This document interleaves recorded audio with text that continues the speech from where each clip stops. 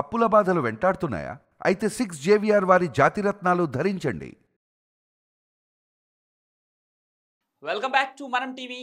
నేను మీ పవన్ బెస్వాడ. లోక్సభ ప్రతిపక్ష నేత వయనాడ్ కాంగ్రెస్ ఎంపీ రాహుల్ గాంధీకి జార్ఖండ్లోని Chaibasa MP MLA court non bailable warrant జారీ చేసింది. 2018 నాటి పరువు నష్టం దావా కేసులో ఈ వారెంట్ ఇచ్చినట్లు తెలుస్తోంది. జూన్ 26న వ్యక్తిగతంగా కోర్టు ఎదుట హాజరు కావాలని రాహుల్ గాంధీకి ఆదేశాలు జారీ చేసింది. అలాగే ఈ కేసులో వ్యక్తిగత హాజరు నుంచి మినహాయింపు కోరుతూ రాహుల్ గాంధీ తరపు న్యాయవాది దాఖలు చేసిన పిటిషన్ను కూడా కోర్టు తిరస్కరించింది.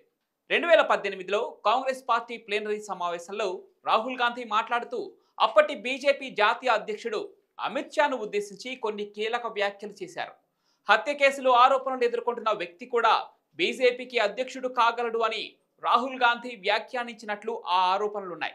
ఈ వ్యాఖ్యలు బీజేపీ కార్యకర్తలందరినీ అవమానించేలా ఉన్నాయని, పరువు నష్టం కలిగించాయని ఆరోపిస్తూ బీజేపీ నేత ప్రతాప్ కతియార్ 2018 జూలై 9న చైబాసా చీఫ్ జ్యుడిషియల్ మేజిస్ట్రేట్ కోర్టులో పిటిషన్ దాఖలు చేశారు.